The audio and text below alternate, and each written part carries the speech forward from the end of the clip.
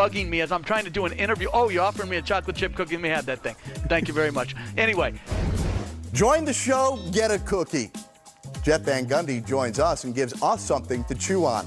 Walking the walk and talking the talk. Who leads better, Kyrie or Harden? Howard Beck live in studio to discuss. Statement win. Warriors rout the Nuggets, and they're about to get Boogie back on the court. Get on your feet. Come on, jump up and down. Hawks fans don't know what to do with themselves.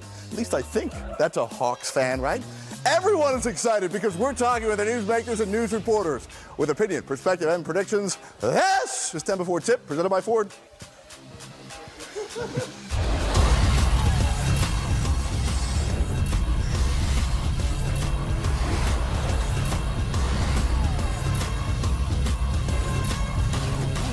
Give me a moment here.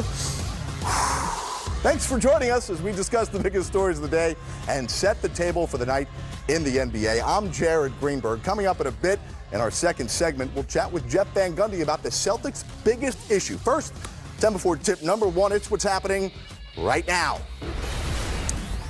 LeBron James out for at least 2 more games. However, he has been cleared to return to the practice court next week.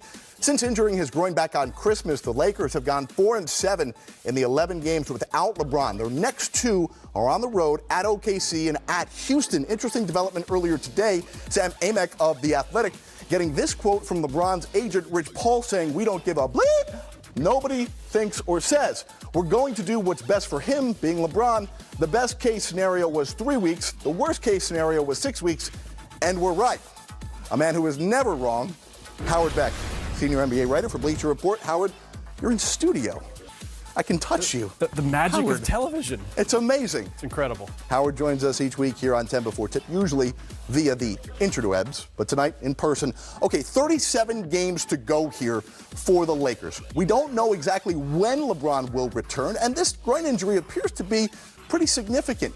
At what point do the Lakers truly have to say, maybe our plans of returning to the playoffs and breaking this drought of 5 straight years is in jeopardy? I don't think we are there yet. I think if he's out another 2-3 weeks and they continue to lose at this rate, then you start to get concerned. But I think everybody needs to take a step back here and take a deep breath, which is, one, you knew you were signing an older version of LeBron James. Yes, one who's seemingly never hurt, but it was going to happen eventually. Right. 2, you signed him to a 4-year deal, and you knew you did not get another All-Star last summer.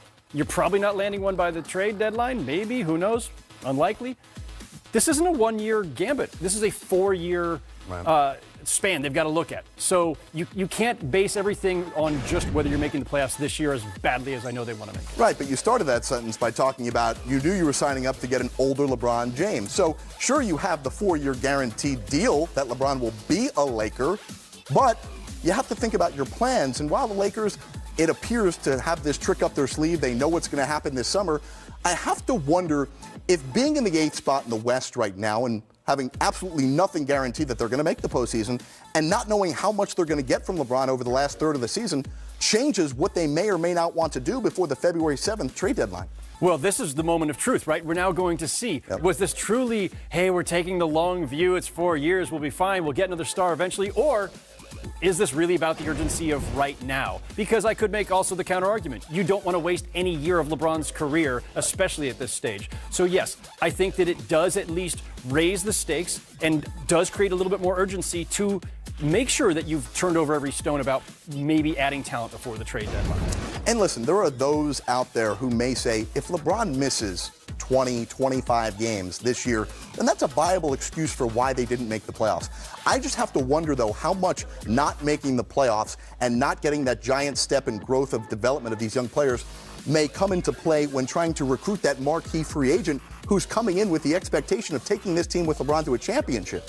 Except that other star, if they're coming because they know they're going to play with LeBron. So as long as LeBron finishes the season strong, healthy, still in the MVP race, certainly, and putting up the numbers that we expect, then those other stars are still going to say, that's a guy I can tie my fate to and have some level of security that I'm going to be making a deep postseason run. Now, that same player might look at the Lakers' young players who are underwhelming right now and say, I don't necessarily want to tie myself to those guys, but those guys may be on the way out to get the next star anyway. 10 Before Tip number 2, it's star power. And those who are great are also expected to lead. we're staying over in Miami. So I'd rather be in here than be out in Miami a little bit right now. So best thing I can say is experience. We're lacking it, and because of that, we have a lot of learning to do. So we have a lot of ground to make up, and in that aspect. Okay, so some interesting comments of late from Kyrie Irving, also from his teammates Jaylen Brown and Jason Tatum weighing in, guys who were part of the team that went to Game 7 of the Eastern Conference Finals last year. Kyrie now has his own team. Be careful what you wish for, you just might get it. Now he's expecting to win a championship. He's expected to lead that team just as LeBron has led his previous teams. But at the same time, we don't know if he can be a leader. We know he can perform in the biggest moments. Let's take the opposite side of this with James Harden, who has been out of this world good over the last 17 games. But James Harden has had a tendency of fading away come the biggest moments of the season. So can you define who is a better leader? Kyrie, who's trying to talk the talk, but we know he can walk the walk, and James Harden, who very much has an unknown status in the postseason. Yeah, it's a tricky question, Jared, because it's, how are we defining leadership? Because there are the leaders who simply lead by example or lead by their play, lead by their dominance. James Harden, we don't really know as a guy who's a particularly vocal individual, as somebody who is, out there rallying guys or making proclamations about his team in the way that Kyrie has, the way that LeBron has, Kobe has in the past. That's not James Harden's personality. Right. So what you do know is you're going to get tremendous production, and he's going to get you a lot of open shots, and he gets a ton of assists. So he's a great leader in that regard. But yes, if we're going to start talking postseason comparisons, look, there is no comparison. Kyrie made one of the most iconic shots in NBA Finals history, and a lot of other big performances along the way before and after that. Harden does not have those signature moments yet, and that's a gap on his resume. Certainly is, and it seems like, listen, Jason Tatum said the other day, he acknowledges that Kyrie's been there and we haven't, right? But I clearly have to wonder if learning role definition along this way of this roller coaster where the Celtics have lost 3 in a row is going to affect this team because they're hearing a lot of chirping and they're not seeing the results. Yeah, it's a strange situation, Jared. And I think everybody knew going into the season that either this was going to be spectacular because of the incredible talent and depth that they had, or a spectacular chemistry experiment with unknown results because maybe it's too much talent. And that's what it's looking like right now. Right. So Kyrie then stirring it up, on top of that, I think has muddied the waters even more. But I don't think Kyrie intended to do that. And by the way, frankly, I didn't take any issue with anything that Kyrie Irving said. He's right. It's a young team, and there are guys there are young in places, and there are guys who are still learning how to win consistently at a high level, and it is an issue for them. I don't think that was an insult to anyone, but obviously some of them took it that way. Celtics will have Marcus Smart tonight. They will also get Aaron Baines back from injury. We'll talk more Boston with Jeff Van Gundy coming up in our next segment. 10 before tip number 3. It's what's buzzing today around the NBA. Last night, 3 teams scored 140 points or more on the same night for the first time since January of 1984. And last night's games were also decided by an average margin of 28 points per game, the largest in league history. Trolling. Joel Embiid dominated the Wolves. Then he continued to light up social media. Players only, baby. It was an honor to be part of the third stringers and get a win against real NBA starters. Hashtag the process. More buzzing. When winning is losing. Hawks stopped the Thunder. The team ranked 29th in offensive efficiency, put up 142 against the league's best defense. Staffordless. Ernie Johnson loved this one.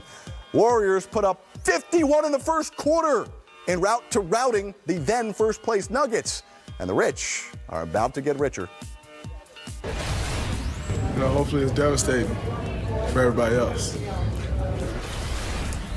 Trending. Howard Beck, here we go. Golden State, statement win last night in Denver against the Nuggets.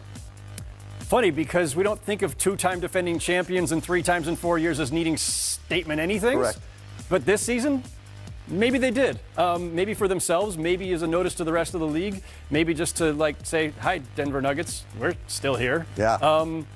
There's something to that. You cannot dismiss the emphaticness, You're the wordsmith here, not me. I know. Sometimes I just lose it. But there was something behind that. There was a little extra oomph. There certainly was. Warriors, front end of a back-to-back. They get right back at it tonight at home against New Orleans. Not supposed to have DeMarcus Cousins for tonight. Supposed to get him back, according to reports, for Friday's game against the Clippers. DeMarcus Cousins, according to Steve Kerr, as soon as he does make his Warriors debut after tearing his Achilles almost 1 year ago, will go right into the starting lineup. DeMarcus Cousins coming back, playing with fire or taking fire to the rest of the league? Yeah, I think it's going to be, he's going to want to play with fire. And certainly the Warriors, I think, are more than eager to get a new element out there, whether it's Cousins or anyone. They just need some fresh blood in that lineup. They need a fresh big. They need, that's been a revolving door at that spot. But I think everybody needs to tamp down expectations. We don't know what he'll look like, how many minutes he's prepared to play, how he's going to fit with that group. There are way more questions than answers right now because it's been a year since we've seen DeMarcus Cousins on the court. So if anyone's expecting all-star DeMarcus Cousins to just jump in and start dominating with the rest of that Warriors crew that he's never played a minute with, I think that's getting a little ahead of ourselves. All right, Howard, we're coming back with you a bit later on to talk about the peculiar Houston Rockets starting lineup tonight. Meanwhile, Jason Tatum getting set to go, and we've got a big lineup for you tonight on NBA TV. After Game Time Live, join us at 10 o'clock Eastern, 7 Pacific, as we show you the biggest moments of the night as they happen live. Crunch Time tonight at 10 Eastern. Jeff Van Gundy joins us live from Boston next.